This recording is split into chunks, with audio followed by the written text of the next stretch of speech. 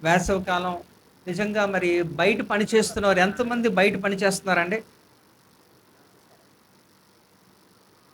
ఆ! ఎలా ఉంది ఎండ బావుందండి?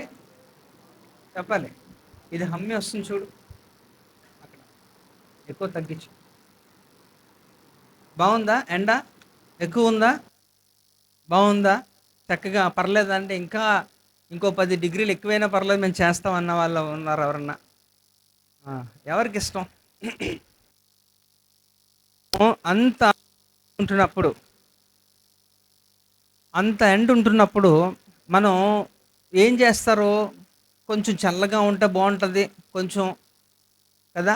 ఆహ్, మంచి గాలేస్తే బావుంటదనో, లేపోతే మేఘం అడ్డుంటే బావుంటదనో, ఇలాగా లేపోతే ఏదన్నా చల్లగా మనం కూల్ డ్రింక్ తాగడమో, లేతే ఏదన్నా ఇలాంటివన్నీ గూడా మీకు మనసుకి కొంచెం ఉల్లాసంగా, ప్రాణం లేసొచ్చేలాగా ఉండేలాగా మీరేదైనా ప్లాన్ చేస్తా ఉంటారు. ఎండలో ఎళ్తున్నప్పుడు ఎవరైనా సరే ఇలాంటివి కోరుకోవడం సహజమే. అయితే ఈరోజు నిజంగా ఒక మాట మనం తెలియచేస్తాం. చూద్దాం ఇక్కడ బైబిల్ మనకు తెలియజేస్తున్న సత్యాల్ని మనం గమనిద్దాం. సామెతల గ్రంథం 25 అధ్యాయం 25 వచనం చూడండి. దప్పిగొనిన వానికి చల్లని నీరు ఎట్లుండునో దూరదేశము నుండి వచ్చిన శుభ సమాచారము అట్లుండును. చూడండి ఇక్కడ సామెతల్లో ఇక్కడ సొలొమోను చాలా చక్కగా ఒక మాట రచించాడండి. చూడండి వాస్తవంగా మీరు సామెతలు 31 అధ్యాయాన్ని మనం చూస్తే అందులో ఆఖరిగా ఒక మాట అంటాడనమాట. ఏంటంటే అందం మోసకరము, సౌందర్యము వ్యర్థం అంటున్నాడు. అంటే ఆయన దేనికి ప్రాధాన్యత ఇవ్వట్లే. అందానికి, అలా సౌందర్యానికి రెండిటికి ఇవ్వట్లేదు. కానీ మీరు ఈ 31 అధ్యాయాలు కూడా ఈ యొక్క సామెతల గ్రంథం చదివితే ఆయన రచించిన ప్రతి వాక్యాన్ని కూడా ఎంతో సౌందర్యవంతంగా ఉంటది. అది సొలొమోనుకున్న ఒక గొప్పతనం. ఇందులో మీకు అర్థమైందో లేకపోతే అందులో ఏమి మీకు కనిపిస్తుందో నాకు తెలీదు గానీ ఒక్కసారి పరిశీలన చేయండి.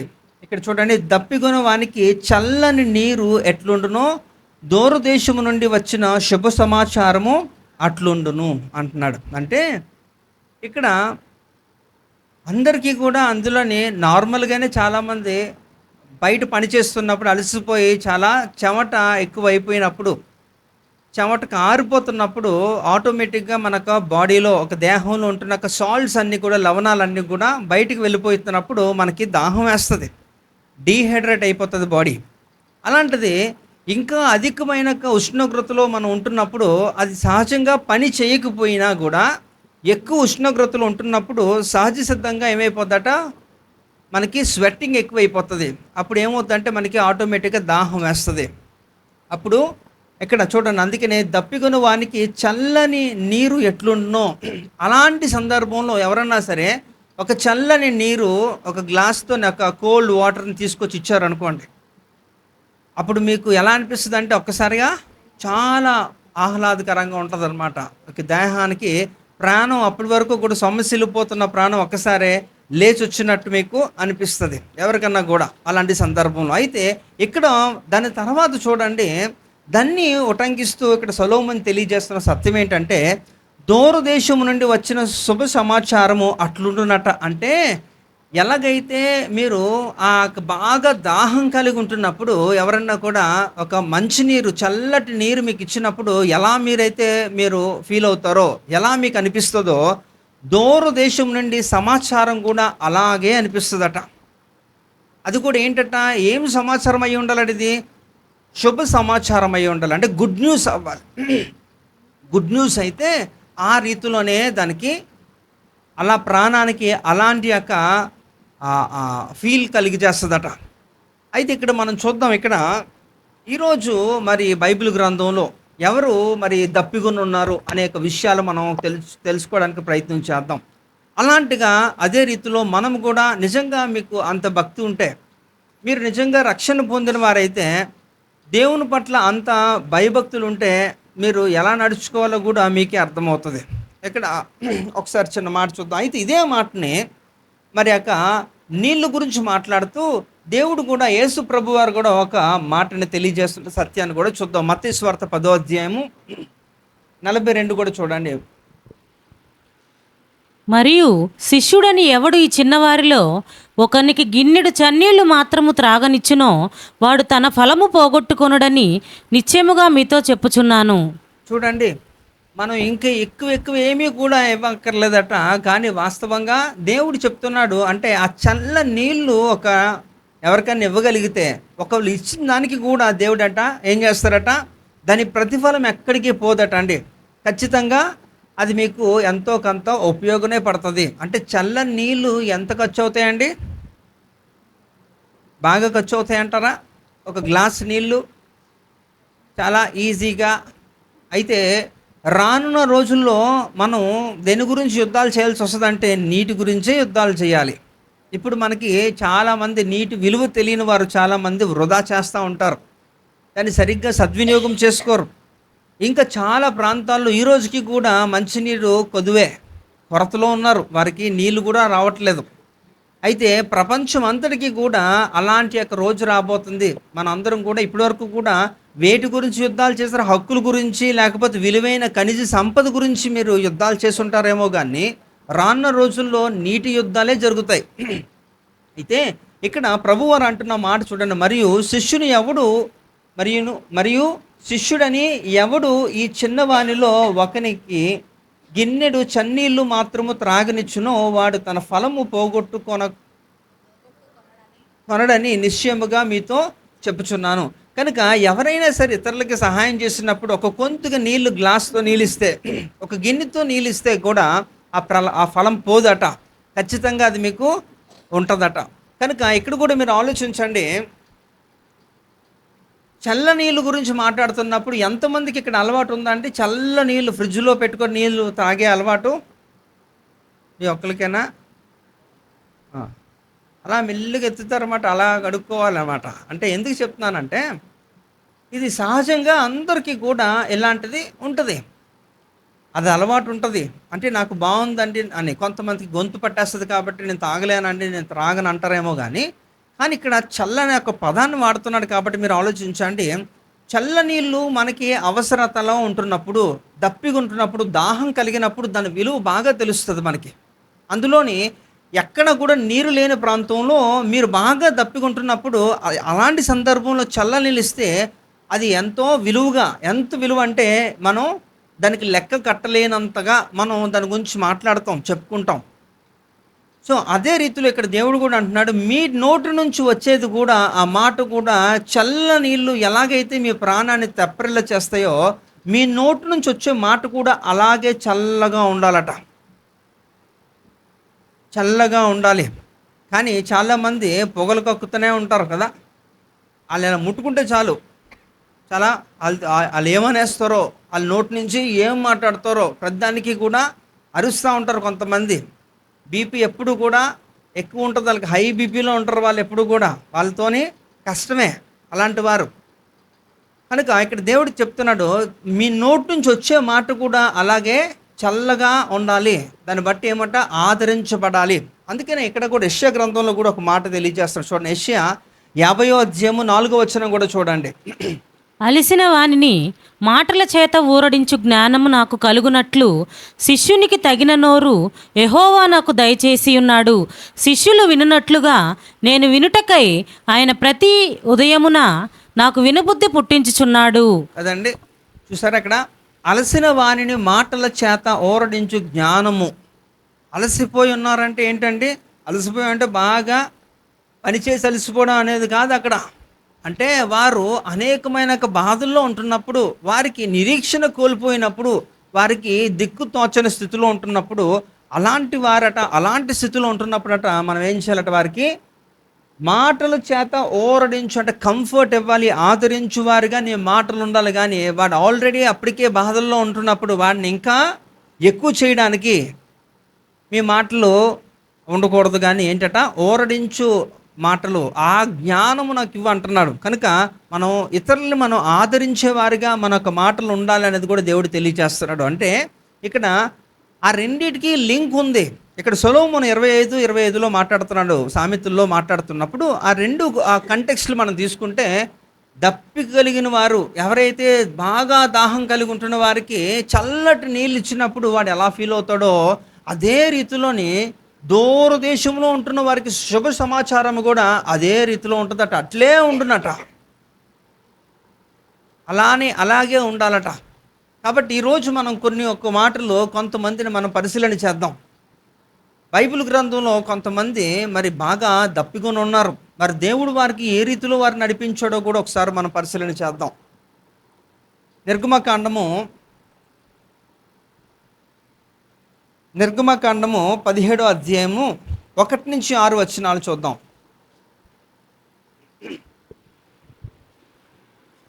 తరువాత ఇశ్రాయేలుల సర్వసమాజము యెహోవా మాట చొప్పున తమ ప్రయాణములో సీను అరణ్యము నుండి ప్రయాణమైపోయి రెఫీదీములో దిగిరి. ప్రజలు తమకు త్రాగ నీళ్లు లేనందున మోషేతో వాదించుచు త్రాగుటకు మాకు నీళ్ళిమ్మని అడుగగా, మోషే, మీరు నాతో వాదింపనేలా, యెహోవాను శోధింపనేలా అని వారితో చెప్పెను. అక్కడ ప్రజలు నీళ్లు లేక దప్పికొని మోషే మీద సనుగుచు, ఇదెందుకు మమ్మును మా పిల్లలను మా పశువులను దప్పిచేత చంపుటకు ఐగుప్తులో నుండి ఇక్కడికి తీసుకొని వచ్చితరనిరి. అప్పుడు మోషే యెహోవాకు మొరపెట్టుచు, ఈ ప్రజలను నేనేమి చేయుదును? కొంతసేపటికి నన్ను రాళ్లతో కొట్టి చంపుదురనెను. అందుకు యెహోవా, నీవు ఇశ్రాయేలుల పెద్దలలో కొందరిని తీసుకొని ప్రజలకు ముందుగా పొమ్ము. నీవు నదిని కొట్టిన నీ కర్రను చేత పట్టుకొని పొమ్ము. ఇదిగో, అక్కడ హోరేబులోని బండ మీద నేను నీకు ఎదురుగా నిలిచెదను. నీవు ఆ బండను కొట్టగా ప్రజలు త్రాగుటకు దానిలో నుండి నీళ్లు బయలుదేరునని మోషేతో సెలవీయగా, మోషే ఇశ్రాయేలుల పెద్దల కన్నుల ఎదుట అట్లు చేసెను. ఇక్కడ చూడండి, వాస్తవంగా ఇది చిన్న కన్ఫ్యూజన్ ఉంటుంది అనమాట. ఎలా అంటే ఇంగ్లీష్లో కరెక్ట్గానే ఉంటుంది, విల్డర్నెస్ అని ఉంటుంది. కానీ తెలుగు బైబిల్లో ఆ సందర్భాన్ని మనం పరిశీలన చేస్తే మోషే ఇశ్రాయేల్ ప్రజల్ని ఐగుప్తు నుంచి మరి నడిపిస్తున్న ఆ మార్గం మధ్య ఎక్కడ అరణ్యం అని ఉంటుంది కదా, అరణ్యమందు నడిపించాడంటది. వాస్తవంగా అరణ్యం అంటే జంగిల్ కదా, ఫారెస్ట్ కదా. అంటే అడవి అంటున్నప్పుడు అడవిలో చెట్లు ఉంటాయి, సెలయేళ్ళు ఉంటాయి, ఇంకా తినడానికి కూడా కొన్ని సందర్భాల్లో కొన్ని మనకి దొరుకుతాయి కూడా. కానీ ఇక్కడ అడవి కాదండి, అరణ్యం కాదు, ఇక్కడ విల్డర్నెస్ అది రైట్ పదం. అంటే ఎడారి అనమాట. ఎడారులు అయితే ఉండవు, ఇంకా అడవిలో ఉన్నా సరే ఎక్కడ చిన్నక నీటి వాగులు లాంటివన్నీ ఉంటాయి కనుక వారి దప్పికి తీర్చుకోవడానికి అవకాశం ఉంటుంది. కానీ ఎడారిలో మనకి ఎక్కడా కూడా నీరు దొరకదు. అయితే అక్కడ మనం గమనిస్తే అక్కడ అదంతా కూడా నడుస్తున్నారట, వారంతా కూడా వారు సనుగుతున్నారట. మమ్మల్ని చంపడానికి తీసుకొచ్చావా ఐగుప్తులో నుంచి, అక్కడే బాగుంది కదా అంటూ 3వ వచనంలో చూస్తే అక్కడ ప్రజలు నీళ్లు లేక దప్పికొని మోషే మీద సనుగుతున్నారట. సో మోషే మీద వారు సనుగుతున్నారు, మాకు నీళ్లు కూడా మాకు ఇవ్వలేవా అని చెప్పి మాట్లాడుతున్నారు. ఆ తర్వాత క్రమంలో మనం చూస్తే దేవుడికి ఆయన ప్రార్థన చేసినప్పుడు దేవుడు ఏం చేశారట, ఒక బండను చూపించే బండతో మాట్లాడమన్నాడు, ఆ తర్వాత కొట్టమన్నాడు. మనకు ఆ సందర్భం తెలుసు. అంటే ఇక్కడ దప్పికొనిన జనాలుగా ఉంటున్న ఇశ్రాయేల్ ప్రజలందరికీ కూడా దేవుడు ఏం చేశారట, వారి దప్పికను తీర్చాడు బండలో నుంచి నీళ్ళు. అయితే ఇక్కడ కూడా మీరు గమనించండి, మామూలుగా మీరు నీళ్ళు ఈ నదిలో ప్రవహించేవి కానీ లేకపోతే ఏమన్నా మనకి మున్సిపల్ ట్యాప్ నీళ్ళు ఎక్కడైతే వస్తున్నా, మనకి మున్సిపల్ ట్యాప్ ఎక్కడి నుంచి వస్తుందండి, నదిలో నుంచే వస్తుంది. అందులో నుంచే టనల్స్ వేసి మనకి సప్లై చేస్తారు. కానీ వారు భూగర్భ జలాన్ని మనకి ఇవ్వరు. భూమిలో నుంచి వచ్చే జలాలు దాని యొక్క టేస్ట్ వేరు ఉంటుంది, దాని యొక్క ఇది వేరు ఉంటుంది. ఇక ఈ రాళ్ళలో నుంచి బండలో నుంచి వచ్చేది నీళ్ళు చాలా చల్లగా ఉంటుంది, ఇంకా మధురంగా ఉంటుంది. అక్కడ మాట్లాడుతున్నాడు అన్నమాట. అంటే ఈ ఇశ్రాయేల్ ప్రజలందరూ కూడా వారు దప్పికొని ఉన్నారు, వారికి దాహంతో వారు చచ్చిపోయేలాగా ఉన్నారు, చాలా బాధతో ఉంటున్నప్పుడు దేవుడు వారిని పరిశీలించి వారందరికీ కూడా వారి యొక్క దప్పికను దేవుడు తీర్చాడు. హల్లెలూయా. దేవుడు వారి యొక్క దప్పికను ఎలాగైతే తీర్చాడో ఈ రాత్రి వేళ మీ దప్పికను కూడా దేవుడు తీర్చునుగాక. ఎలాగా ఆమె అనేడవే. కానీ ఏం దప్పిక అంటే, మీకు నీళ్ళు లేవనా? మీ ఇంట్లో అందరికీ కూడా బోల్డ్ అంత స్టోరేజ్ ఉంటుంది, నీళ్ళు ఉన్నాయి. కానీ ఇక్కడ ఏంటట, మీకు ఎలాంటి దప్పిక, ఎలాంటి దాహం కలిగి ఉన్నారు అనేది మీరు ఒకసారి ఆలోచించుకొని దానికి తగిన రీతిలో మీరు ప్రార్థన చేసుకున్నప్పుడు దేవుడు దానికి ఆ దప్పికను దేవుడు తీరుస్తాడు. ఇక్కడ భౌతికంగా వారు పడుతున్న ఆ ఒక విషయాన్ని నేను కనపరిచినప్పటికీ కూడా ఆధ్యాత్మికంగా మీరు ఆలోచించవలసిన విషయం ఏంటంటే, మీ దప్పిక అసలు దేంట్లో ఉందో అన్నది మీరు పరిశీలన చేసుకోవాలి. అయితే మరలా చెప్తున్నాను, దేవుడు కోరికలను సిద్ధింపచేయుడు. ఫిలిప్పీ రాసిన పత్రిక 4:19 మనం చూస్తే దేవుడు ఏంటట, ప్రతి అవసరమును దేవుడు ఏం చేస్తారట, యెహోవా నామములో నీకు తీరుస్తాడు. కాబట్టి ఇక్కడ కోరికలను దేవుడు ఇవ్వడు, అది కంప్లీట్ చేయడు. ఇక్కడ ఏం చేస్తారంటే అవసరాలనే తీరుస్తాడు. కనుక ఇది బేసిక్ నీడ్ కదా వారందరికీ కూడా, కనీసం కదా అందరికీ కూడా. నీళ్లు తాగడం అనేది కనీసమా కాదా? తిండి, నీళ్లు, ఇల్లు, ఇవన్నీ కూడా కనీసం అన్నమాట. ఇవన్నీ కూడా అవసరం అన్నీ కూడా. కనుక ఇలాంటి అవసరాలన్నిటికీ కూడా మీరు అడగకపోయినా దేవుడు ఇస్తాడు. హల్లెలూయా. అయితే ఇక్కడ దప్పికొను వారిలో ఇక్కడ మొట్టమొదటిగా ఇశ్రాయేలు ప్రజలందరి యొక్క దప్పికను దేవుడు తీర్చాడు. రెండోది కూడా మనం చూద్దాం. ఆదికాండం 21వ అధ్యాయము 14-19 వచనాలు. కాబట్టి తెల్లవారినప్పుడు అబ్రహాము లేచి ఆహారమును నీళ్ల తిత్తిని తీసుకొని ఆ పిల్లవానితో కూడా హాగరునకు అప్పగించి ఆమె భుజము మీద వాటిని పెట్టి ఆమెను పంపివేసెను. ఆమె వెళ్ళి బెర్షెబా అరణ్యములో ఇటూ అటూ తిరుగుచుండెను. ఆ తిత్తిలోని నీళ్లు అయిపోయిన తర్వాత ఆమె ఒక పొద క్రింద ఆ చిన్నవాని పడవేసి, ఈ పిల్లవాని చావు నేను చూడలేనని అనుకొని వింటివేత దూరము వెళ్ళి అతనికి ఎదురుగా కూర్చుండెను. ఆమెకు ఎదురుగా కూర్చుండి ఎలుగెత్తి ఏడ్చెను. దేవుడు ఆ చిన్నవాని మొరను వినెను. అప్పుడు దేవుని దూత ఆకాశము నుండి హాగరును పిలిచి, హాగరు, నీకేమి వచ్చినది? భయపడకుము. ఆ చిన్నవాడున్న చోట దేవుడు వాని స్వరము వినియున్నాడు. నీవు లేచి ఆ చిన్నవాని లేవనెత్తి నీ చేత పట్టుకొనుము, వానిని గొప్ప జనముగా చేసేదనని ఆమెతో అనెను. మరియు దేవుడు ఆమె కన్నులు తెరిచినందున ఆమె నీళ్ల ఊట చూచి ఆ తిత్తిని నీళ్లతో నింపి చిన్నవానికి త్రాగనిచ్చెను. ఇక్కడ కూడా గమనించాను, మనకు తెలిసి ఈ యొక్క స్టోరీ కూడా ఏంటంటే, అబ్రహాము ఒక భార్య అయిన షారాకి దాసిగా ఉంటున్న ఒక హాగరు. మరి హాగర్ని ఎవరిచ్చి వివాహం చేశారండి? తనక భార్య అయిన షారాని తనకి వివాహం చేశారు కదా. మరి వివాహం చేసుకున్న తర్వాత మరి కుమారుడు కావాలంటే కుమారుడు కొరకే మరి వివాహం చేశారు. మరి ఇష్మాయిల్ పుట్టాడు. కానీ ఆ తర్వాత కాలంలో వారికి పొసగక వారి యొక్క పరిస్థితులు అనుకూలించలేనందున తనే పంపివేసింది. మళ్ళా పంపివేస్తున్నప్పుడు మనకి తెలుసు సెటిల్మెంట్ జరిగిన అంతా కూడా తనక కుమారునిచ్చి కొంత మట్టుకు వస్తువులు ఇచ్చి అవన్నీ కూడా నీళ్ళు ఇచ్చి వారు అరణ్యములకు పంపించేశారు. అలాంటి పరిస్థితుల్లో అరణ్యంలో తిత్తితో ఉన్న నీళ్లు వాటర్ బాటిల్లో ఎంతవరకు ఉంటాయండి? బాగా దాహం వేస్తే ఒక్కసారిగా మనం తాగేస్తాం కదా, అయిపోతుంది. ఆ తర్వాత ఇంకా లేదు. అయితే తన యొక్క తిత్తులో ఉన్న నీళ్ళన్నీ అయిపోయాయట. మీరు అక్కడ కానీ సరిగ్గా చదివితే నీళ్ళన్నీ అయిపోయాయట. నీళ్ళన్నీ అయిపోయినప్పుడు తన కుమారుడు ఎవరు ఇష్మాయిలు సమస్యలు పడిపోయాడట. వారికి అపస్మారక స్థితిలో ఉన్నాడు, వారికి కాన్షియస్ లేదు. అలాంటి స్థితిలో ఉంటున్నప్పుడు తను ఏమైపోతాడో, చచ్చిపోతాడేమో అని చెప్పి అలాంటి సందర్భంలో రోదన చేస్తూ ప్రార్థన చేస్తున్నప్పుడు దేవుడు తనకి ఏం చేశారట, ఒక నీటి ఊటను చూపించాడు. ఆ నీటి ఊట దగ్గరికి వెళ్ళి తను నీళ్లు పట్టుకొని తన కుమారుడికి తాగనిచ్చింది. తన ప్రాణాన్ని కాపాడగలిగింది. అప్పుడే ఇక్కడ ఆ దేవాది దేవునికే ఆమె ఒక పేరు పెట్టేసింది. ఏంటంట, చూచుచున్న దేవుడు అని అదే సందర్భంలో అక్కడ పెట్టేసింది. అంటే ఇక్కడ మీరు అర్థం చేసుకోవాల్సిన విషయం ఏంటంటే, హాగరు జీవితం అంతా అయిపోయిందనండి. అక్కడ అయిపోలేదు, ఇక్కడ అయిపోయింది. అందుకనే ఏం మాట్లాడలేకపోతున్నా. నిజంగా మీ జీవితం అయిపోయింది చెప్పండి, నా జీవితం అయిపోయిందనండి అనరు, కానీ అయిపోయింది. నాకు తెలుసు కదా, అయిపోయింది. కనుక ఇక్కడ అంతా అయిపోయింది అనుకున్న టైంలోనే దేవుడు ఏం చేశారట, ఒక నీటి ఊటను కలుగజేశాడు. హల్లెలూయా.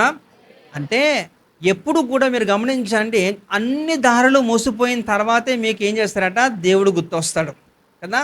అన్ని దారులు మూసిపోవాలి, అంతవరకు కూడా దేవుడు మీకు గుర్తున్నాడు. దేవుడు ఎవరు అన్న రీతిలో ఉంటారు. లేకపోతే ఎందుకండి చిన్నదానికి కూడా దేవుని విసిగించాలా అనే ఒక ఆలోచన కూడా ఉండొచ్చు. కానీ నేను చెప్తున్నాను ఇక్కడ, అన్నీ కూడా అయిపోయి అనుకున్న సందర్భంలో మీరు దేవుని వైపు తిరగగలిగితే, దేవుని వైపు చూస్తే ఆ యొక్క సహాయం కొరకు దేవుడు ఖచ్చితంగా అయితే నేను అంటాను, ఇంతవరకు కూడా తెచ్చుకోవద్దండి. మీరు అన్నీ అయిపోయే వరకు చూసే బదులు అవ్వక మునిపే దేవునితోనే మంచి సహవాసంలో ఉంటే అసలు అవ్వకుండానే చూస్తాడు కదా. హల్లెలూయా. కరువు ప్రాంతాల్లో ఇక్కడ ఎవరిని పంపించారట? విధవరాలు, అలాగే తన కుమారుడు ఉంటున్న స్థలంలోకి ఇక్కడ ఎవరిని పంపించారు? ఇక్కడ ఎవరు వెళ్ళారండి? ఏలియా అనే ఒక ప్రవక్తని దేవుడు పంపించాడు. నిన్ను పోషిస్తుంది ఆ కరువులో అని చెప్పి తను పంపించినప్పుడు, ఒకవేళ మనమే కానీ అదే స్థానంలో ఉంటే దేవునితో మనం కొంచెం డిస్కషన్ పెట్టేవాళ్ళం.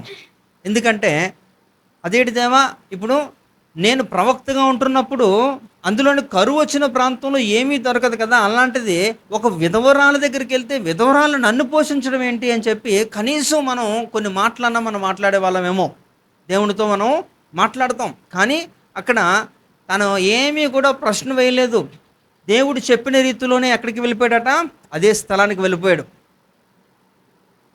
ఆ ప్రాంతానికి వెళ్ళిపోయి అక్కడ తనతో మాట్లాడుతున్న ఒక సందర్భం మనం చూస్తే, తనకు మాత్రం ధర్మ సందేహమే కాబట్టి తను మాత్రం అడుగుతుంది, నేను నా కుమారుడు మాకున్న ఈ యొక్క వనరులతో మేము ఈ యొక్క పిండితో మేము రొట్టె చేసుకొని ఒక అప్పము చేసుకొని మేము తిని చచ్చిపోదాం అనుకుంటున్నప్పుడు నువ్వు వచ్చి మమ్మల్ని అడుగుతున్నావు ఏంటి అంటే, నేను చెప్పింది చెయ్యి, నాకైతే ముందు నాకు ఇచ్చే అని చెప్పినప్పుడు మనకి తెలిసే సందర్భం ఏమైందో. ఎప్పుడైతే తను కూడా విశ్వాసంతో తను కూడా చేసే మొదటి అప్పం ఎవరికి ఇచ్చిందట? ఏలియాకి ఇచ్చింది. ఆ దాసునికి ఇచ్చినప్పుడు వెంటనే తను తినిన తర్వాత తను ఆశీర్వదించాడు. ఆశీర్వదించడం ఎంత గొప్పగా అంటే ఈ రోజుకి కూడా ఒక అద్భుతం. అది ఎలాగయిందో ఎవరికి తెలియదు. తన తొట్టులో ఉంటున్న పిండి అవ్వలేదట, ఆ నూనెలో బుడ్డిలో ఉంటున్న నూనె కూడా అవ్వలేదు. ఆ కరువు ప్రాంతం అంతటికీ కూడా ఏంటట, వారికి సమృద్ధి, అందరూ కూడా నకనకలాడిపోతున్నారు, కానీ వీళ్ళు మాత్రం, ఈ కుటుంబం మాత్రం చాలా సమృద్ధిగా తిన్నారు, తన్ను కూడా పోషించారు. హల్లెలూయా. అంటే ఇక్కడ మీరు ఆలోచించండి, దేవుడు కానీ ఒకవేళ కానీ అలాంటి ఒక పరిస్థితి అంటే ఇక్కడ తను అయిపోయిన తర్వాత అడగకుండే ఉంటున్నప్పుడే దేవుడితో కలిసి ప్రయాణం చేసినందున తన యొక్క విశ్వాస పరిమాణము చొప్పున తను అంతగా ఆశీర్వదించబడింది. ఇక్కడ హాగరు విషయానికి వస్తే, హాగరు తన బుడ్డిలో ఉంటున్న తిత్తిలో ఉంటున్న నీళ్ళన్నీ కూడా అయిపోయాయట. తన జీవితం కూడా అయిపోయింది ఒక విధంగా చెప్పాలంటే, ఎందుకంటే సెటిల్మెంట్ అయిపోయింది. ఒక విధంగా చెప్పాలంటే షీ వాజ్ ఎ డివోర్స్, అంతేనా? విడాకులు తీసుకున్నట్టే కదా. అలాంటి స్థితిలో ఉంటున్నప్పుడు తనకి హోపే లేదు. తన కుమారుని ఎలా పెంచాలో తెలియదు, ఎక్కడికి వెళ్ళాలో తెలియదు, ఎవరు ఆశ్రమిస్తారో తెలియదు, కనీసం ఉండడానికి చిన్న ఇల్లు కూడా లేదు. అంటే తన జీవితంలో అంత నిరాశలోనే ఉంటున్నప్పుడే నీళ్లు కూడా లేని సమయంలో దేవుడు ఏం నీటి ఊటను కలుగజేశాడు. హల్లెలూయా.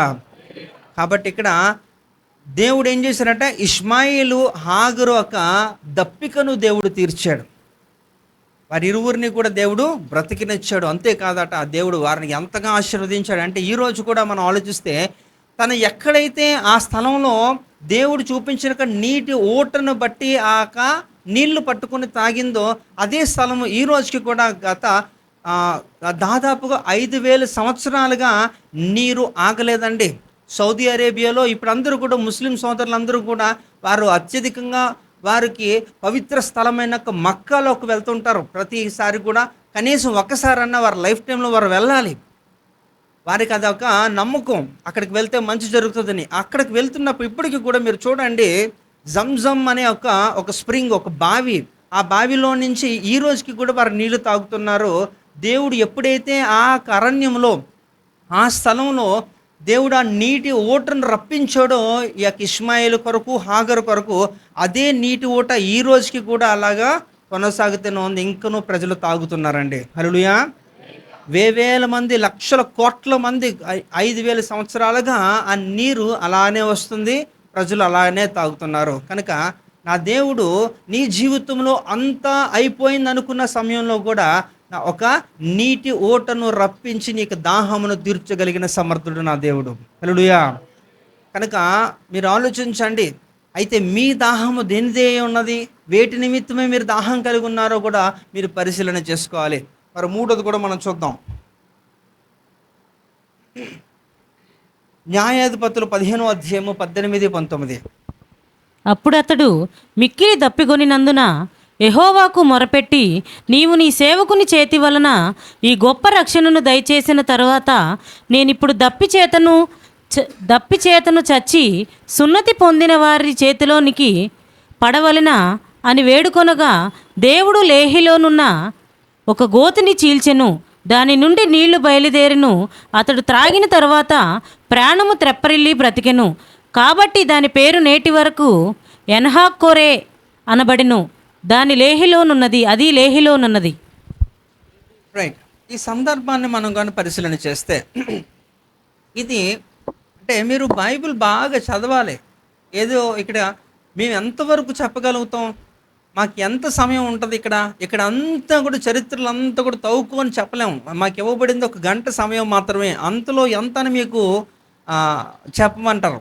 అందుకని మీరు బాగా చదువుకోవాలి. అట్లీస్ట్ చదువు వచ్చిన కొంచెం ఉంటున్నాక యవనస్తులు అందరూ కూడా బైబిల్ చదవండి. 2026లో కనీసం ఒక నిర్ణయం తీసుకోండి. అన్ని సంవత్సరాలు తోసేస్తూ ఉన్నారు, అలాగ అయిపోతున్నాయి. ఎవరు కూడా చెయ్యి ఎత్తలేరు. ఎన్నిసార్లు బైబిల్ కంప్లీట్ చేశారంటే ఎవరు లేరు కదండి. ఎందుకని? దానికి రీజన్ ఏంటి నేను అడగచ్చా, తెలుసుకోవచ్చా? బైబిల్ కంప్లీట్ చేయలేదంటే చేయలేకపోయాము, దానికి కారణం ఏంటి అంటే ఏం చెప్తారు? టైం లేదు అంటారు. అంతేనా? టైం లేదంటారా? లేకపోతే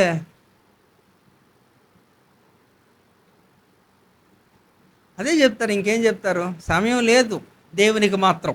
అన్నిటికీ ఉంటుంది. మీ ఉద్యోగాలకు ఉంటుంది, మీ యొక్క వెకేషన్స్కి ఉంటుంది, అన్నిటికీ ఉంటుందా?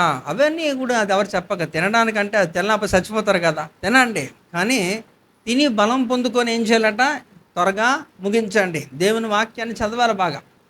కనుక మీరు ఆలోచించండి, ఎందుకు నేను ఈ యొక్క ప్రస్తావన తీసుకొచ్చాను అంటే, ఇక్కడ న్యాయాధిపతులు 15వ అధ్యాయంలో మీరు చదివితే దానికి ముందు జరిగిన సందర్భం ఏంటంటే, మనకు తెలుసు సంసోన్ అనే ఒక పరాక్రమశాలి, ఒక బలవంతుడు.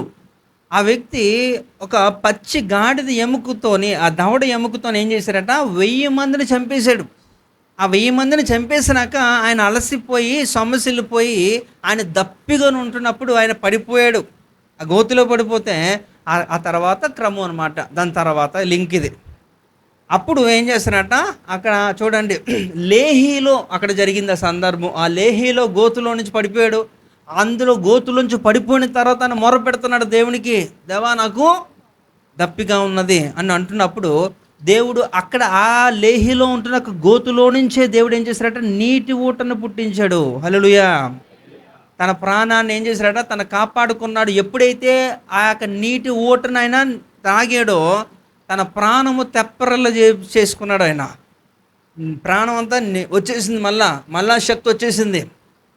కాబట్టి మీరు ఆలోచించండి, మీ యొక్క జీవితంలో కూడా మీరు బాగా అలసిపోయి ఉంటారు, మీరు యుద్ధాలు చేసి ఓడిపోయి ఉంటారు, అన్ని అప్పులు తిప్పలు అన్నీ దరిద్రాలే, మీరు చేసుకున్న వాటిని అవిధేయత క్రియలను బట్టి మీరు అనుభవిస్తున్న పరిస్థితులు అంతా ఇంత కాకపోవచ్చు.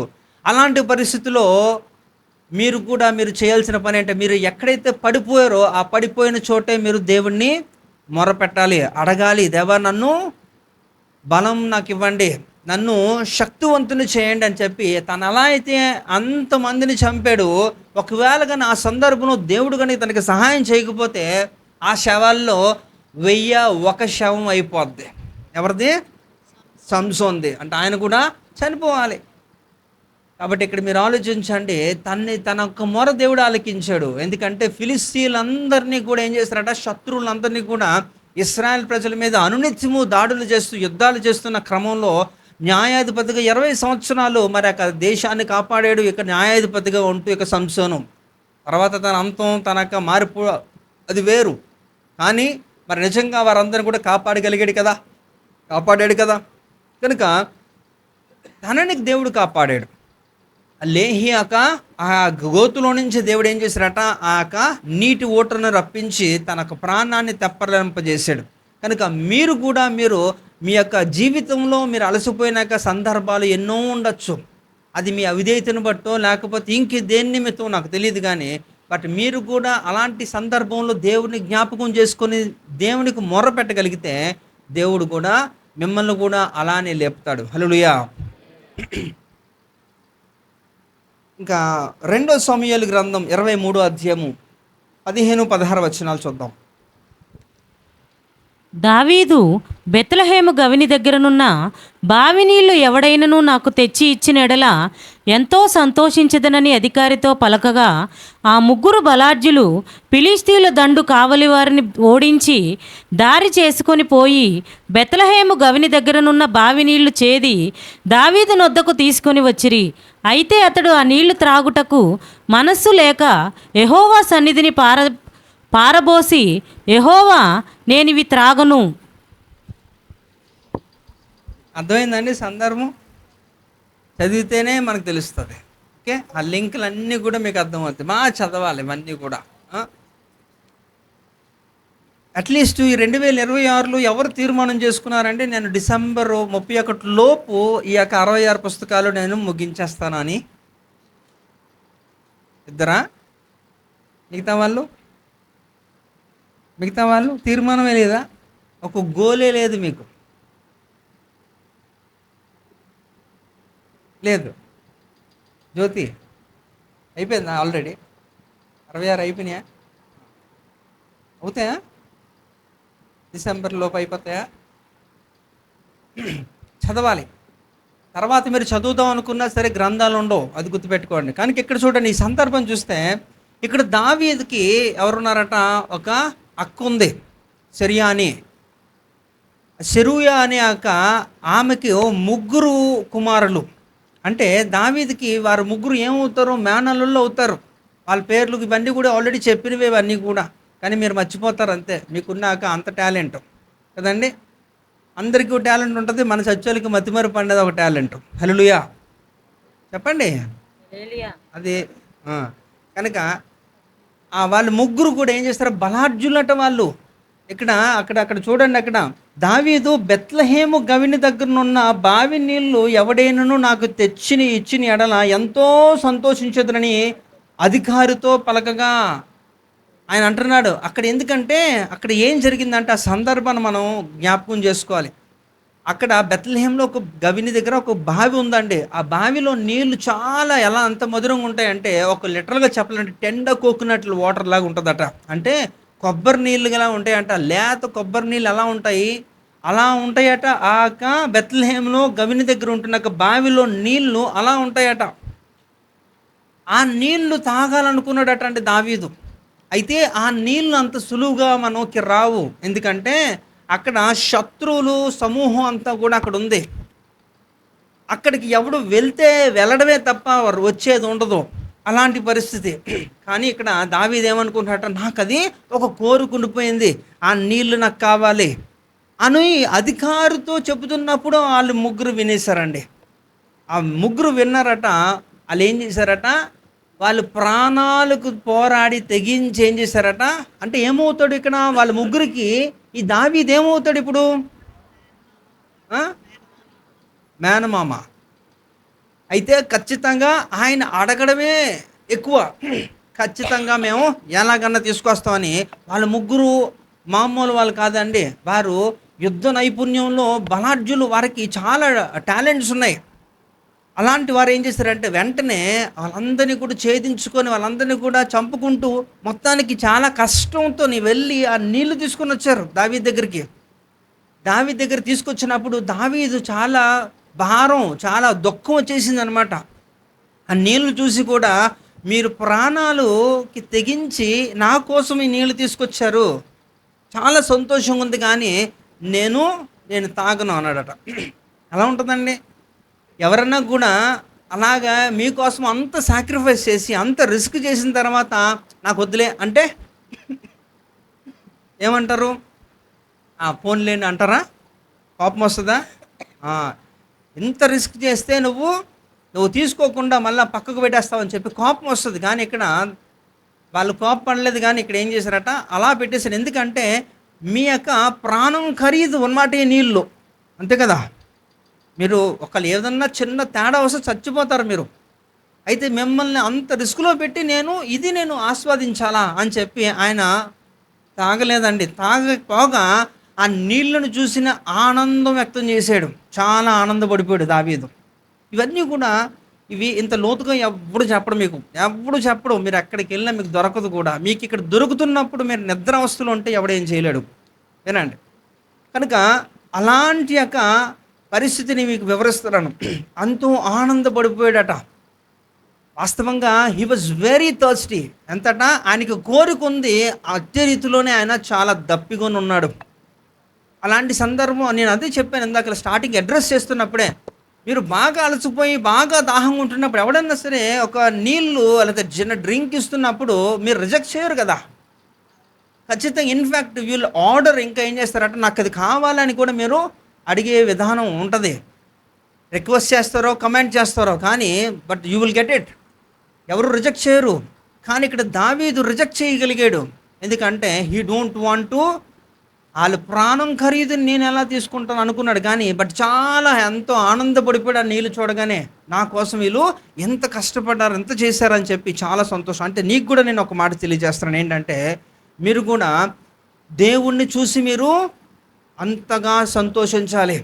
దేవుని వాక్యాన్ని చూడగానే మీకు మనసు ఉల్లాసంగా ఉండాలి. హల్లెలూయా. ఎందుకంటే మనల్ని తృప్తిపరిచేది ఏదీ లేదండి. మానవుడికి ఎన్నున్నా కూడా ఏదో కొరత ఉన్నట్టే ఉంటుంది. ఏదో ఒక లోపం ఉన్నట్టే వారికి అనిపిస్తూ ఉంటుంది. కానీ ఎప్పుడైతే దేవుని వాక్యముతో వారు సంపూర్ణంగా నింపబడతారో, వారు జలస్నానం చేస్తారో, శుద్ధీకరించబడతారో, వారికి ఏది కూడా ఇంకా అసంతృప్తి అనేది ఉండదు. కనుక దావీదు ఎలాగైతే ఆ నీటిని చూసి అంత సంతోషించాడో మీరు కూడా నా దేవుని చూసి అంత సంతోషించాలి. వాక్యాన్ని చూసి సంతోషించాలి. కానీ ఈ రోజుల్లో చాలామందికి దేవుడన్నా వాక్యం అన్నా చాలా అయిష్టత, పేషెన్స్ ఉండదు, నిద్ర, ఇంకేంటంటే విసుగు, ఇవన్నీ కూడా. కానీ మీకు చెప్తున్నాను కదా, నరకానికి ఎవరు వెళ్తారు, వెళ్ళడానికి ఎవరైతే వెళ్తున్నారో దానికి కొన్ని ఏమంటారు, కొన్ని సిగ్నల్స్ ఉన్నాయట. ముందుగానే కొన్ని ఇవి ఉన్నాయంట. వాక్యం అంటే వారు ఎప్పుడు కూడా వారు నిద్ర అవస్థలోనే ఉంటారట. వారికి నచ్చదంట. నిజమండి, వారికి నచ్చదట అండి. వాక్యం అంటే వారికి నచ్చదట. ప్రార్థన అంటే నచ్చదట. చర్చ అంటే నచ్చదట. సహవాసం అంటే నచ్చదట. ఇది ప్రధాన లక్షణం అట. అంటే జీవగ్రంథంలో పేరు లేని వారి యొక్క విధానాలు, లక్షణాలు ఈ రీతిలో ఉంటాయట అండి. దేవుని కృపను బట్టి మన దగ్గర ఎవరు లేరు అలాంటి వాళ్ళు. అవునా కదా? మన దగ్గర ఎవరు లేరు అలాగా. చెప్పాలి హల్లెలూయా. గట్టి చెప్పండి, పర్లేదు. మేము నిద్రపోవట్లేదు అనండి. అంటే ఎందుకు చెప్పారంటే మీరు నిద్రపోకూడదు. నిద్రపోతే మీరు వెళ్ళలేరట. ఎందుకంటే అదే ఒక ప్రధాన లక్షణం కాబట్టి మీరు మెలకుగా ఉండాలి. ఏంటట, శోధనలో ప్రవేశించుకుంటున్నట్లు మీరు మెలకువ కలిగి ప్రార్థన చేయుడి అని ఎవరు చెప్పారండి? దేవుడే చెప్పాడా? యేసు ప్రభు వారు చెప్పారా? ఎవరికి? ఎక్కడ? గెత్సెమనే తోటలో కదా. అన్నీ తెలుసు మీకు, కానీ మేము మాత్రం వినం. కనుక ఇక్కడ కూడా మీరు ఆలోచించండి. దేవుని యొక్క వాక్యాన్ని చూడగానే మీలో సంతోషం ఉబకాలట. దేవుణ్ణి చూడగానే మీకు అంతటి సంతోషం రావాలి. దావీదు నీరుని చూడగానే సంతోషపడిపోయాడు. నీరుని తాగలేదు, ఇంకా తాగితే ఎలాగున్నో నాకు తెలియదు కానీ బట్ ఆ నీళ్ళని చూసే సంతోషపడిపోయారు. ఇంకా తెలుసా, నీరు కూడా దేవునికి సాదృశ్యమే. హల్లెలూయా. కనుక ఇక 4 అంశాలు కూడా మీరు జ్ఞాపకం చేసుకోవాలి. మొట్టమొదటిది ఎవరండి? ఇశ్రాయేలు ప్రజలకు దేవుడు దప్పికను తీర్చాడు. రెండోది ఇప్పుడు సంసోను. 4 దావీదు. రైట్. 5 కూడా చెప్తాను నేను. యోహాను సువార్త 4వ అధ్యాయం 14వ వచనం. నేనిచ్చి నీళ్లు త్రాగువాడు ఎప్పుడునూ దప్పికొనడు.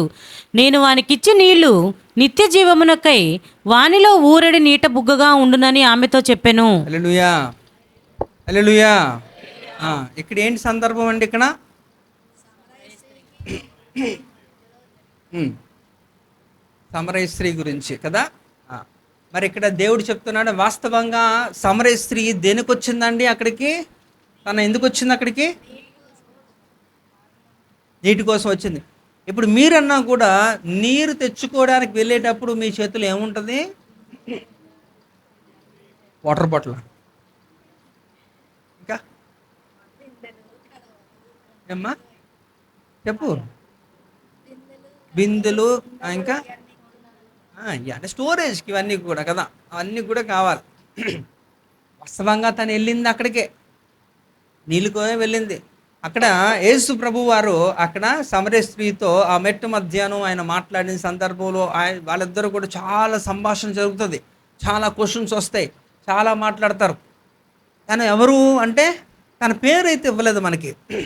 తన యొక్క బ్యాక్గ్రౌండ్ పెద్దగా మనకు తెలియదు, కానీ ఆ యొక్క ప్రాంతంతో కలిపి తన పేరుని పలికేశారు. ఏంటంటే అందుకే తను ఏమంటారు? సమరయ స్త్రీ అంటారు, అంతే కదా. ఇక్కడ ఉన్నవారు కూడా కృష్ణలంక స్త్రీలు, అవునా? కృష్ణలంక స్త్రీలనా మీరు? అలా ఎలా అంటారండి? మాకు పేర్లు ఉన్నాయి. మీకు పేర్లు ఉన్నాయి కానీ అక్కడ పేరు ఉందో లేదో మరి మనకు చెప్పలే. అయితే ఇక్కడ చూడండి, తను ఏం చేసిందట? ఆ నీళ్ళ కోసం వెళ్ళింది, దేవుడు తనతో మాట్లాడాడు. సమరయుల గురించి ఆల్రెడీ మీకు చెప్పాను కదా. ఎవరు సమరయులు? చెప్పానా లేదా? కానీ పుస్తకాలు తిరగేయాల్సిందే, వెనక్కి ముందుకి వెనక్కి చిరిగిపోగలరు, చూసుకోండి. ఎవరు సమరయులు? పెద్దోళ్ళకి చెప్పలేకపోవచ్చు, మేబీ యవనస్తులకి నేను చెప్పాను ఇవన్నీ కూడా. ఎవరు?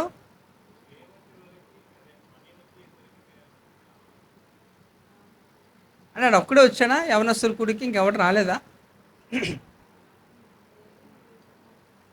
అందరికీ కూడా వందనాలమ్మా, అద్భుత వరం కలిగిన వాళ్ళు.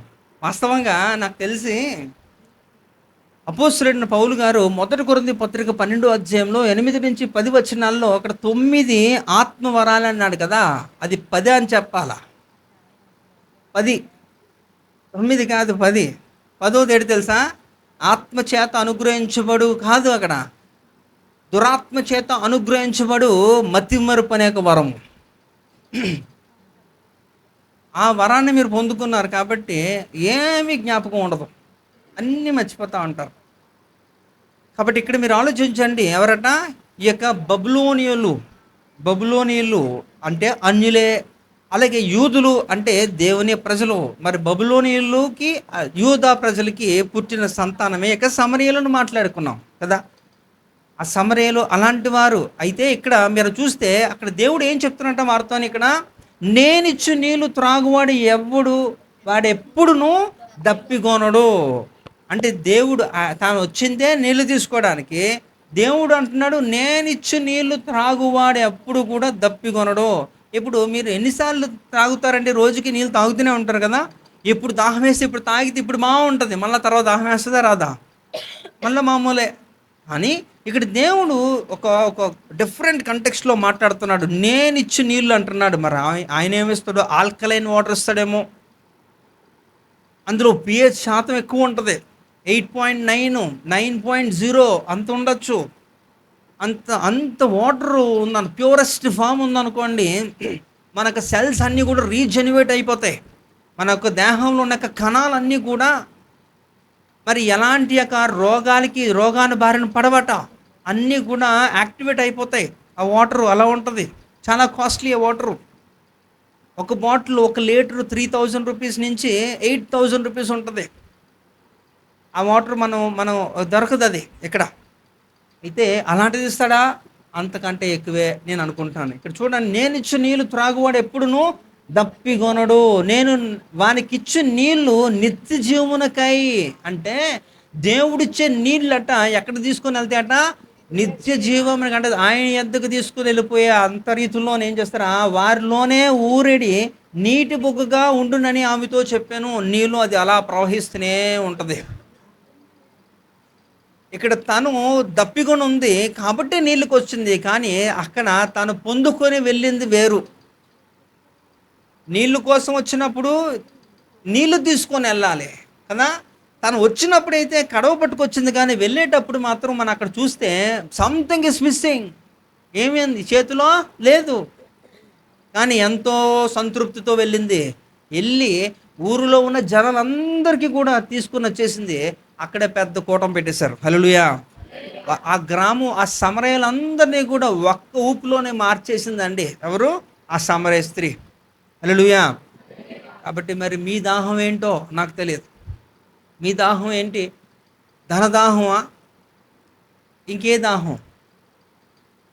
సో ఎప్పుడూ కూడా భౌతిక సంబంధమైన విషయాల గురించి మీరు ఆలోచిస్తే చాలా ఇబ్బంది పడతారు రానున్న కాలంలో. ప్రస్తుతానికి మీకు బాగుండొచ్చు, కానీ ఖచ్చితంగా మీరు తర్వాత రిగ్రెట్ అవుతారు. కనుక మీరు కొంత మట్టుకు ఆలోచన చేయాలి.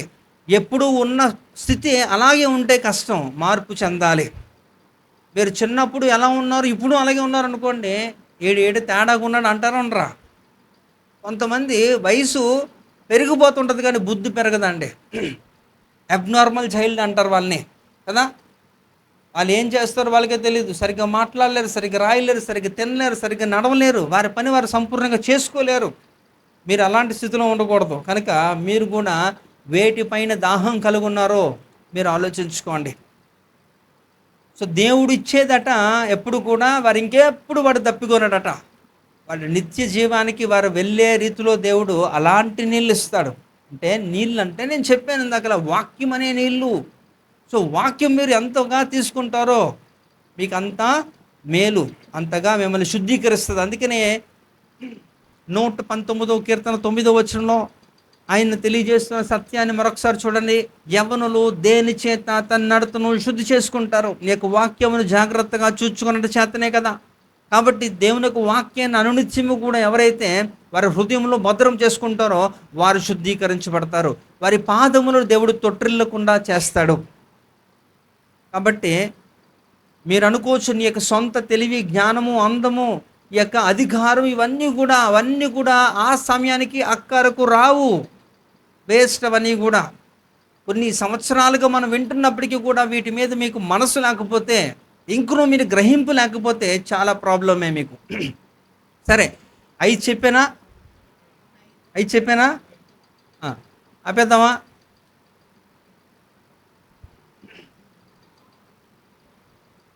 ఎవరండి కరెక్ట్గా 8 గంటలకు వచ్చారు? నేను చూశాను ఎవరో. వాళ్ళు అవసరం లేదు, మిగతా వాళ్ళు ఇద్దరు వచ్చారు కరెక్ట్గా 8 o'clockకి. ఎన్ని గంటలకి? మనకి 7:30 మనం చెప్తానే ఉంటాం కదా. కనీసం 8 గంటలకు కూడా రాలేకపోతున్నారు. ఇప్పుడు కూర్చోవడానికి ఎన్ని యోగా ఆసనాలు వేయడానికి ప్రయత్నాలు చేస్తున్నారు కదా. కాళ్ళు ఇటు తిప్పుతున్నారు, అడి తిప్పుతున్నారు, తల అడి తిప్పుతున్నారు, ఇటు తిప్పుతున్నారు. ఏంటో ఎన్నో ఇబ్బందులు పడుతున్నారు. ఎందుకు ఈ బాధ మనకి? తొందరగా వస్తే తొందరగా పంపించేస్తాను కదా. నిద్రావస్థలు కొంతమంది ఇప్పుడే నిద్రలోంచి లెగిశారు. అలాగా ఏం జరుగుతుంది అన్నట్టుగా కదా. వచ్చిన దగ్గర నుంచి పడుకునే ఉన్నారు వాళ్ళు కృప పొందిన వాళ్ళంతా కూడా. హల్లెలూయా. రైట్. అయితే ఇక్కడ చూద్దాం. ఇక్కడ సామెతల గ్రంథం 25వ అధ్యాయం 25వ వచనం ఒకసారి చదవండి.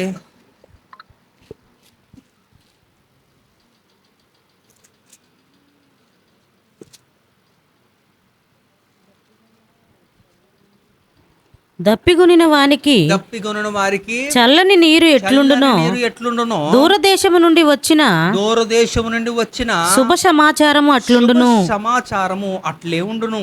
అంటే ఇక్కడ ఒక పార్ట్ మనం డీల్ చేసాం, ఇంకొక పార్ట్ ఉంది. ఏంటది? 2 పార్ట్లు అవి. దప్పికొన్న వారి గురించే నేను కొంత మట్టుకు మీకు ఇచ్చాను. బోల్డ్ మంది ఉన్నారు, ఇంకా సమయం మనకు అనుకూలించట్లేదు కాబట్టి. సమయం అనుకుంటే ఇంకా విస్తారంగా మాట్లాడవచ్చు. అయితే రెండో ఒక భాగం చూస్తే దూరదేశం నుండి వచ్చిన వారికి ఎలా ఉంటుందట? శుభ సమాచారం ఎలా ఉంటుందో అట్లే ఉంటుందట. అయితే ఇక్కడ కూడా చూద్దాం. ఇందాక దప్పికొన్న వారు ఎవరో మనకి బైబిల్లో కొంత మట్టుకు మనం చూసాం, 5 చూసాము. ఇప్పుడు ఇక శుభ సమాచారాన్ని పొందుకున్న వ్యక్తుల గురించి కూడా చూసి మనం వెళ్ళిపోదాం. హల్లెలూయా. మీరు కొంచెం యాక్టివ్గా ఉండి చక్కగా నాతో రెస్పాండ్ అవుతుంటే తొందరగా నేను ముగిస్తాను, మీకు కూడా అలసట అనిపించదు. మీరు అసలు ఏమీ పట్టించుకోకుండా ఎప్పుడు అయిపోద్ది అని ఎప్పుడు కూడా టైం మొహం ఎరగలేరు వారుగా అంతా అక్కడే దృష్టి ఇక్కడ పెట్టండి. లూకా సువార్త 1వ అధ్యాయము 30-31 చూద్దాం. దూత, మరియా భయపడకము, దేవుని వలన నీవు కృప పొందితివి. ఇదిగో నీవు గర్భము ధరించి కుమారుని కని ఆయనకు యేసు అను పేరు పెట్టుదువు. ఇక్కడ ఏంటండి, యేసుక్రీస్తు వారి యొక్క తల్లి ఎవరు? మరియా. మరియతో ఇక్కడ గాబ్రియేలు దూత ఒక మంచి సమాచారాన్ని తీసుకొచ్చాడు. మనకు తెలుసు, భయపడొద్దు. అసలు భయపడొద్దు అని ఎందుకు అంటున్నాడు? ఎందుకంటే మనకు తెలుసు బ్యాక్గ్రౌండ్ ఏం జరిగింది అనేది. ఎందుకంటే ప్రపంచం అంతట్లో కూడా నిష్ట కలిగిన ప్రజలు ఎవరన్నా ఉన్నారంటే అది యూదులేనండి. నేటికి కూడా అప్పటి నుంచి కూడా ఇప్పటి వరకు కూడా, తర్వాత కాలంలో యుగాంతం వరకు కూడా ఎవరన్నా ఉన్నారంటే వాళ్ళే భూమి మీద, ఇంకెవరు లేరు. ఈ హైందువులని చెప్పుకుంటున్న ఎవడు కూడా అంత నిష్ట ఎవడు చేయలేడండి. యూదులు మాత్రమే అది అంత నిష్ట కలిగిన వాళ్ళు. అలాంటి యూదుల సాంప్రదాయంలో పుట్టి పెరిగిన పిల్ల మరియా ఇక్కడ వివాహము కాక మునిపే తన గర్భం దాల్చిందంటే ఎలా ఉంటుంది? మామూలుగా ఇక్కడ పట్టింపులు లేని వారే అలాంటి సిచ్యువేషన్ ఎదుర్కొంటున్నప్పుడు సమాజం వారిని చులకనగా చూస్తుంది, ఇంకా ఒక ముద్ర వేస్తుంది, ఇంకా నానా రకాలుగా వారిని బహిష్కరిస్తారు, కొడతారు, చంపేస్తారు, ఇంకేదైనా చేయొచ్చు. పరువు పోద్ది కదండి. మరి అలాంటి సందర్భంలో ఒకసారి ఆలోచించండి, మరి తను భయపడకుండా ఉంటుందా? భయం ఉంటుంది కదా ఎవరికన్నా. మరి అలాంటి సందర్భంలో గాబ్రియేలు వచ్చి మాట్లాడుతున్న మాట ఇది ఏంటట, భయపడద్దు అని చెబుతూ ఒక శుభ సమాచారాన్ని తీసుకొచ్చే గుడ్ న్యూస్ తీసుకొచ్చింది. ఎందుకంటే నీ ద్వారానే లోకరక్షకుడు రాబోతున్నాడు అనే ఒక మాట తెలియజేసింది. మంచి మాట. కాబట్టి మీరు కూడా ఆలోచించండి. ఇక్కడ ఇప్పుడు ఎలాగైతే తనకి ఆ దూత వచ్చి ఒక మంచి శుభవార్త తెలియజేసిందో మీరు కూడా ప్రార్థన చేసుకోండి. నా నోటి నుంచి ఎప్పుడు కూడా శుభ సమాచారమే వచ్చునుగాక. ఓకే, ఎప్పుడు కూడా ఒక మంచి గుడ్ న్యూసే మీరు చెప్పాలి. దుర్వార్తలు చెప్పకుండా మీరు ఉండాలి. అలాగా మిమ్మల్ని మీరు ఏం చేసుకోవాలట, ప్రిపేర్ చేసుకోవాలి. ఎప్పుడు కూడా ఒకలాంటి గుర్తింపు మీరు తెచ్చుకోవాలి. ఏంటంటే ఆ పలానా వ్యక్తి వస్తున్నాడంటే ఖచ్చితంగా ఆ వ్యక్తి ఏం తీసుకొస్తాడు? శుభ సమాచారమే తీసుకొస్తాడు, గుడ్ న్యూసే తెస్తాడు అనే రీతిలో ఉండిపోవాలా, అంతే. కానీ కొంతమంది ఉంటారండి, ఎప్పుడు కూడా పనికిరాని న్యూస్లే తెస్తారన్నమాట. ఎప్పుడు కూడా అవతలోడు ఇబ్బంది పడే న్యూస్లే తెస్తారు. అలా వద్దంట అక్కడ ఏంటంట. ఎందుకంట these people they have received the good news. ఇక్కడ తల్లి అయినకు మరియా ఏం చేసిందట, శుభవార్తని పొందుకుంది ఆ గాబ్రియేలు దూత ద్వారా. కనుక మీరు కూడా గాబ్రియేలు దూత వలె చక్కటి యొక్క సమాచారాన్ని మీరు మోసుకొని పోవాలి దేవుని ప్రజలకు. హల్లెలూయా. కాబట్టి ఇప్పటి వరకు కూడా మీరు అన్ని ఎలాంటి న్యూస్లు మోసుకెళ్ళారో నాకు తెలియదు, కానీ if it is good news అంటే గుర్తుపెట్టుకోండి, అలాంటి తీర్మానం తీసుకోండి. మీరు అలాగ తీర్మానం చేసుకోవాలి. దేవా, నేను ఈ దినము నుంచి కూడా ప్రజలకు నేను మంచి శుభ సమాచారాన్ని తీసుకొని పోయేలాగా నన్ను నడిపించండి అని మీరు అలాగ ప్రార్థన చేసుకోవాలి. రెండో చూద్దాం, 12వ అధ్యాయము 13వ వచనం. నీ వలన నాకు మేలు కలుగునట్లును నిన్ను బట్టి నేను బ్రతుకునట్లును నీవు నా సహోదరునివని దయచేసి చెప్పుమనెను. కంటిన్యూ చేయమ్మా. ఇంకా 14 కూడా చదువు, తప్పు రాసినట్టున్నావు. 12, 13, 14 చూడండి. 12 నుంచి చదవండి ఒకసారి. ఐగుప్తీయులు నిన్ను చూసి ఈమె అతని భార్య అని చెప్పి నన్ను చంపి నన్ను బ్రతకనిచ్చెదరు. నీ వలన నాకు మేలు కలుగునట్లును నిన్ను బట్టి నేను బ్రతుకునట్లును నీవు నా సహోదరివని దయచేసి చెప్పుమనెను. అబ్రాము ఐగుప్తులో చేరినప్పుడు ఐగుప్తీయులు ఆ స్త్రీ మిక్కిలి సౌందర్యవతియుండుట చూచిరి. ఫరో యొక్క అధిపతులు ఆమెను చూచి ఫరో ఎదుట ఆమెను పొగడిరి గనుక ఆ స్త్రీ ఫరో ఇంటికి తేబడెను. అప్పుడు ఆమెను బట్టి అబ్రహాముకు మేలు చేసెను. అందువలన అతనికి గొర్రెలు, గొడ్లు, మగగాడిదలు, దాసులు, పనికత్తెలు, ఆడుగాడిదలు, ఒంటెలు ఇయ్యబడెను. అయితే యెహోవా అబ్రాహాము భార్య అయిన శారాయిని బట్టి ఫరోను అతని ఇంటి వారిని మహావేదనల చేత బాధించెను. అప్పుడు ఫరో అబ్రాహామును పిలిపించి, నీవు నాకు చేసినది ఏమిటి?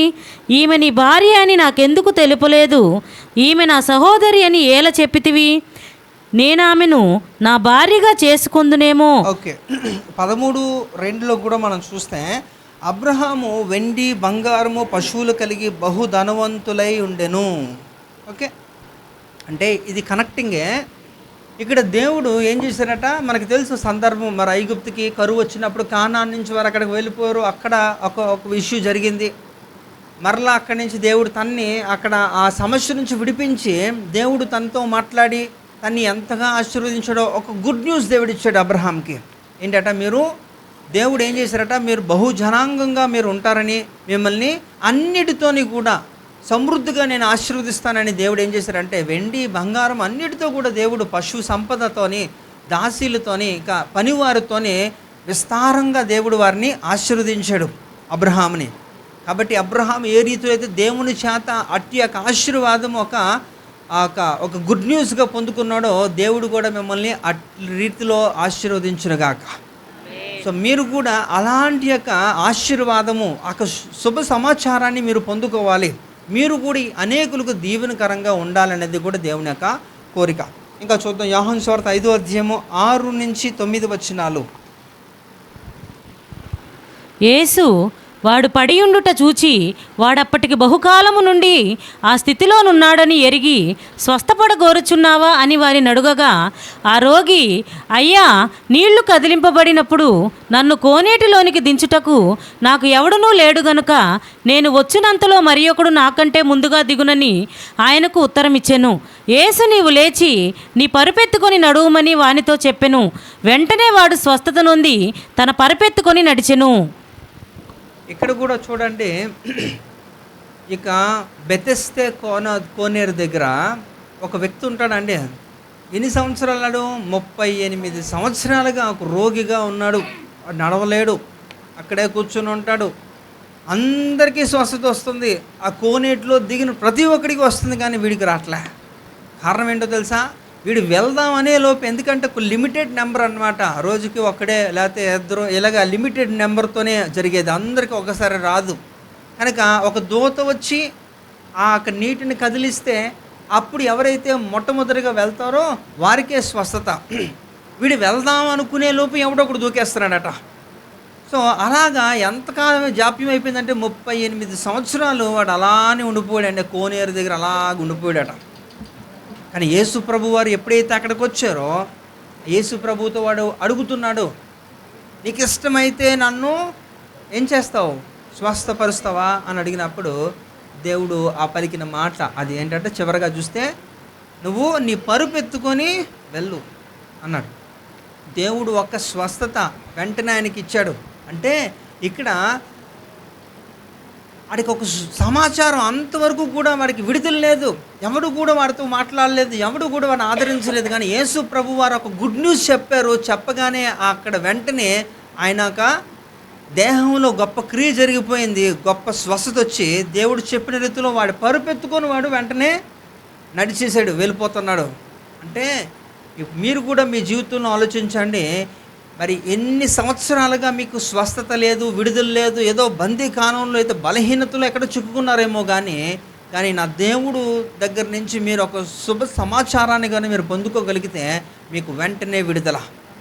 ప్రతి కుటుంబము కూడా, పడిపోయిన ప్రతి కుటుంబము కూడా మరలా దేవుని చేత అట్టి యొక్క శుభవార్త విని స్వస్థపరచబడునుగాక.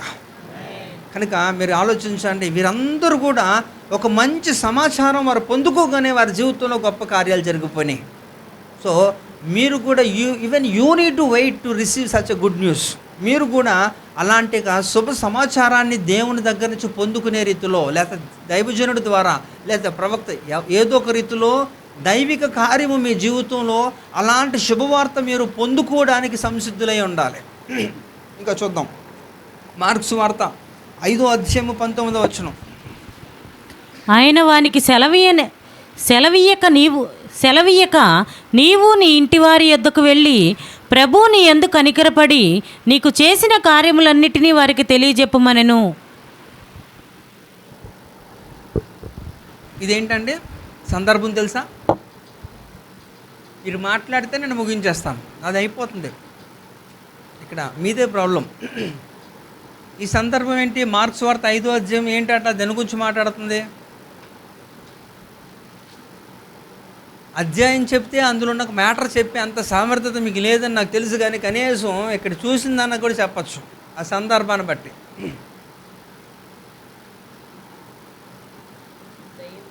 గట్టిగా ఎవరికమ్మా దయ్యం పట్టింది అంటండి.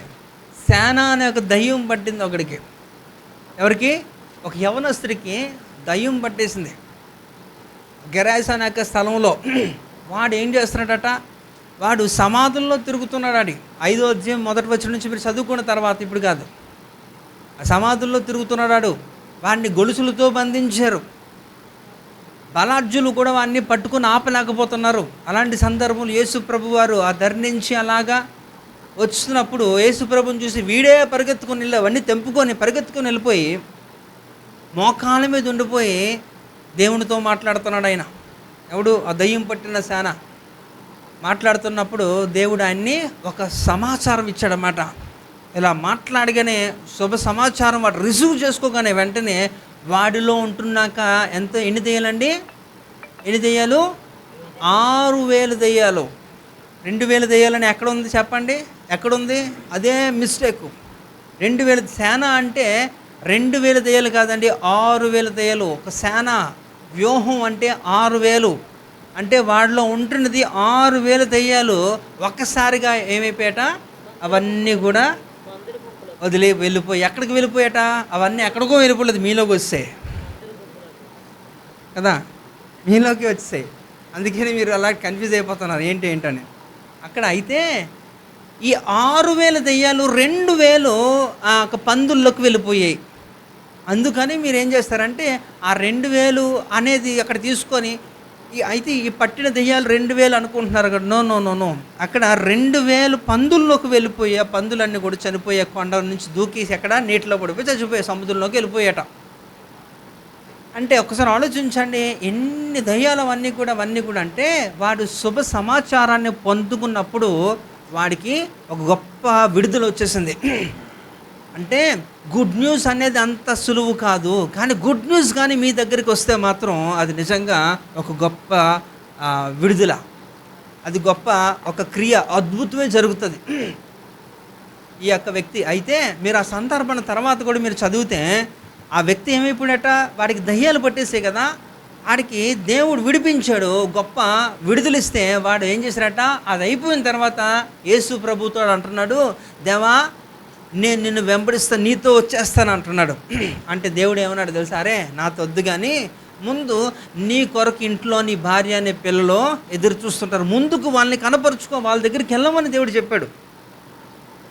అంటే దేవుడు కూడా తెలుసు కుటుంబంలో ఎలాగ ఎదురు చూస్తారనేది, కుటుంబ సంబంధాల గురించి ఆయనకి తెలుసు. కాబట్టి ఆయన ఏం చేస్తున్నట?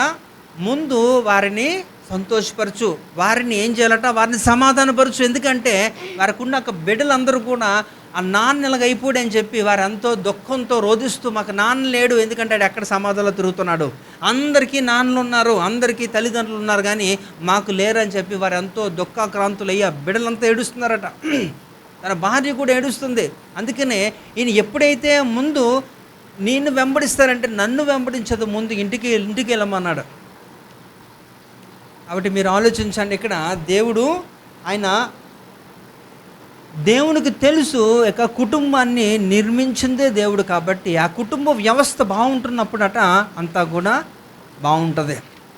అందుకని ఇంట గెలిచి రొచ్చ గెలచమన్నారు. కానీ మనం ముందు ఇది వదిలేసినా పర్లేదు, కుటుంబాన్ని గాలికి వదిలేసి నీకు నచ్చినట్టు నువ్వు తిరిగితే ఏం ఉపయోగం? అందుకే నాకు ఒక్కోసారి బాధ అనిపిస్తుంది. ఎందుకంటే కుటుంబ సమేతంగా మీరు కలిసి రండి సంఘానికి అంటున్నప్పుడు కుటుంబం సమేతంగా ఎవరు వస్తున్నారు? ఎవరికన్నా దమ్ము ఉందా కుటుంబంతో రావడానికి? రాలేరు. ఎందుకంటే ఏవో చెప్తారు కారణాలు, 1,00,000 చెప్తా ఉంటారు, వాళ్ళు రారండి, వీళ్ళు రారండి, ఏవో కహానీలు అన్నీ కూడా. కానీ గుర్తుపెట్టుకోండి, ఎక్కడికన్నా సరే ట్రిప్పులకు వెళ్ళాలంటే ఎక్కడికైనా ఏదైనా ఫంక్షన్కి వెళ్ళాలంటే అందరం కూడా కుటుంబం అంతా కూడా హాజరైపోద్ది, కానీ దేవుని మందిరానికి రాలేరు. ఎందుకంటే సేన అనండి గట్టిగా, సేన కదా, అదే మనల్ని అలా బాధిస్తూ ఉంది కదా, అందుకే రాలేకపోతున్నారు. వచ్చిన వారు కూడా వెనక్కి వెళ్ళిపోతూ ఉన్నారు. గుర్తుపెట్టుకోండి, ఆ పందుల్లోకే దేవుడు పంపించాడు.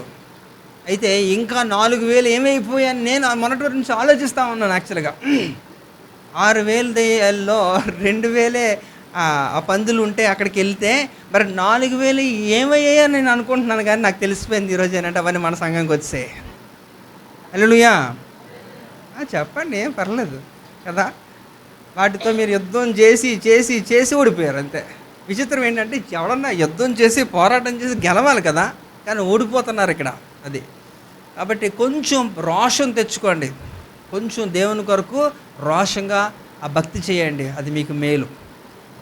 కనుక ఈ యొక్క దేవుడు ఏం చేశారట, వారి యొక్క శుభ సమాచారం ఎప్పుడైతే వాడికి తెలియని వాడికి జరిగిందో, వాడి ఇంటికి వెళ్ళినప్పుడు ఆ వస్తున్నారు అని తెలిసినప్పుడు వారి యొక్క కుటుంబం కూడా ఎంతో వారి చాలా ఆనందించారట. ఎందుకంటే it is a good news for the family. వారి కుటుంబానికి అది శుభవార్త. కాబట్టి మీ కుటుంబానికి మీరు శుభవార్త తెచ్చేగా ఉన్నారా అనేది ఆలోచించండి.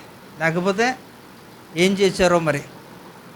కుటుంబానికి శుభవార్త బదులు దుర్వార్తలు ఎక్కువైపోతున్నాయి కదా. అక్కడ ఇక్కడ ఇక్కడ ఎక్కడ అక్కడ తాగిపడిపోడు, ఎక్కడ ఏం చేశారు, అక్కడ ఏం చేశారు, ఇవన్నీ కూడా ఎప్పుడు ఈ గోల. కనుక see that your family is happy with good news. Hallelujah. Right, చివరిగా నేను ఒకటి చెప్పి ముగించేస్తాను. లాస్ట్ చెప్పనా, ఆపేద్దామా? చెప్పనా? ఎందుకంటే అందులో ఎన్ని చెప్పాను నేను, ఫస్ట్ దాంట్లో 5, ఇందులో కూడా బ్యాలెన్స్ చేసేస్తాను. ఇర్మియా గ్రంథం 39వ అధ్యాయం 18వ వచనం. నీవు నన్ను నమ్ముకొంటివి గనుక నిశ్చయముగా నేను నిన్ను తప్పించెదను. నీవు ఖడ్గము చేత పడవు, దోపుడు సొమ్ము దక్కించుకొనున్నట్లు నీ ప్రాణమును నీవు దక్కించుకొందువు. ఇదే యెహోవా వాక్కు. ఏంటంటే ఇది సందర్భం,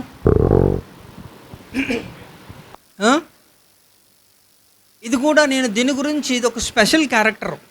ఈ క్యారెక్టర్ స్టడీ మనం ఆల్రెడీ చేసాం. రేర్గా ఉంటున్న అంశాలు, ఎవరు ముట్టలేని అంశాల గురించి నేను ఎక్కడో దగ్గర ఏదో ఒకటి 2 చెప్తూనే ఉంటాను నేను. ఈ సందర్భాన్ని మీరు జ్ఞాపకం చేసుకుంటే ఇక్కడ ఒక వ్యక్తి కనిపిస్తున్నాడు. ఇర్మియా ఎవరండి? ఇర్మియా ఎవరు? గట్టి చెప్పాలి. కౌశిక్ నాన్న. అలాగ అంటారేమో అనుకున్నాను, అలా కాదు. ఎవరండి ఇర్మియా? ఎవరు? ప్రవక్త, ఇంకా ఒక స్క్రైబ్, ఒక శాస్త్రి ఆయన, మరి రాజుల దగ్గర గ్రంథస్థం చేసే వ్యక్తి. సరే, అది వదిలేస్తే అక్కడ జరిగిన సందర్భం ఏంటంటే, అక్కడ ప్రజలు వాళ్ళందరూ కూడా ఏం చేశారంటే ఇర్మియా మీద తిరుగుబాటు చేసి ఆయన్ని గోతులోకి తోసేశారు. ఇర్మియాని గోతులోకి తోసినప్పుడు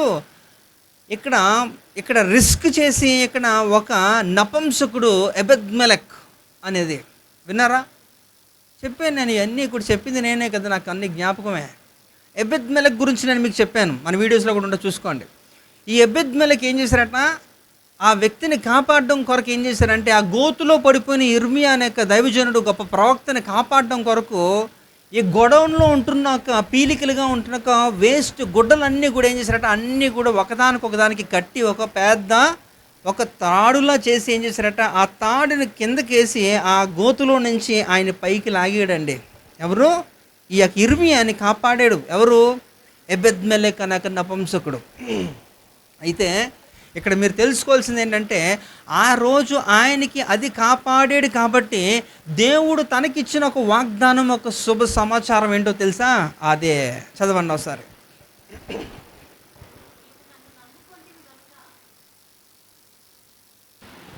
నీవు నన్ను నమ్ముకొంటివి గనుక నిశ్చయముగా నేను నిన్ను తప్పించెదను. నీవు ఖడ్గము చేత పడవు, దోపుడు సొమ్ము దక్కించుకొనున్నట్లు నీ ప్రాణమును నీవు దక్కించుకొందువు. ఇదే యెహోవా వాక్కు. ఆ తర్వాత క్రమంలో ఏం జరిగిందండి, ఆ యూదుల మీదకి అందరూ కూడా ఈ యొక్క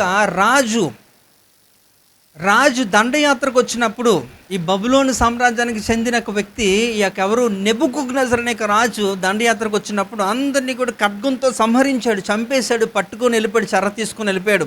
ఆ సందర్భంలో ఈ ఎబెద్మెలెకు మాత్రం ఏంటట, ఆయన తప్పించబడ్డాడు. ఎందుకంటే ఆ రోజు ఎక్కడ ఆ ఇర్మియా అనే దైవజనుడిని, ఆ ప్రవక్తని కాపాడాడు కనుక దేవుడు ఏం చేశారట, ఆ సందర్భంలో ఆయన ఉంటున్న గడ్డు కాలంలో దేవుడు ఆయనని కాపాడినట్టుగా అక్కడ ముందుగానే వాగ్దానం చేశాడు.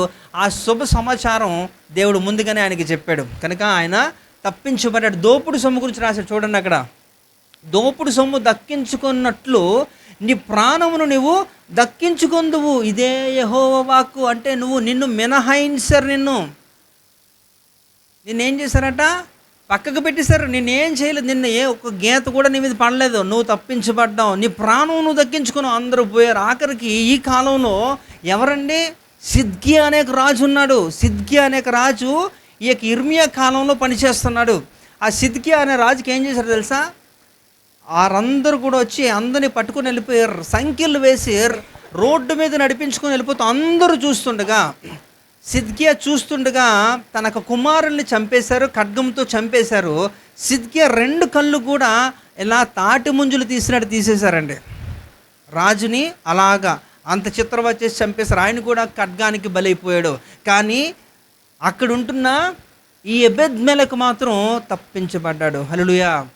ఎందుకో తెలుసా, ఎందుకంటే ఆయన ఆ కాలంలో అక్కడ ఆ సందర్భంలో తన్ని కాపాడాడు కనుక దేవుడు తన్ని కాపాడాడు. Is it not a good news? ఇంకా ఉపద్రవం రాకమునిపే దేవుడు ఒక శుభ సమాచారాన్ని ఈ యొక్క నపుంసకుడైన ఎబెద్మెలెకు దేవుడు ఇచ్చేశాడు. సో నీ సంగతి ఏంటి? What is the good news that you received it? మీరు ఏమి శుభ సమాచారం పొందుకున్నారు దేవుని దగ్గర నుంచి? మీకు శుభ సమాచారం అంటే లాటరీలో 5 కోట్లు వచ్చాయి అదా, లేకపోతే నా జీతం పెరిగింది అనేదా, లేకపోతే ఇల్లు కట్టేను అనేది శుభ సమాచారమా?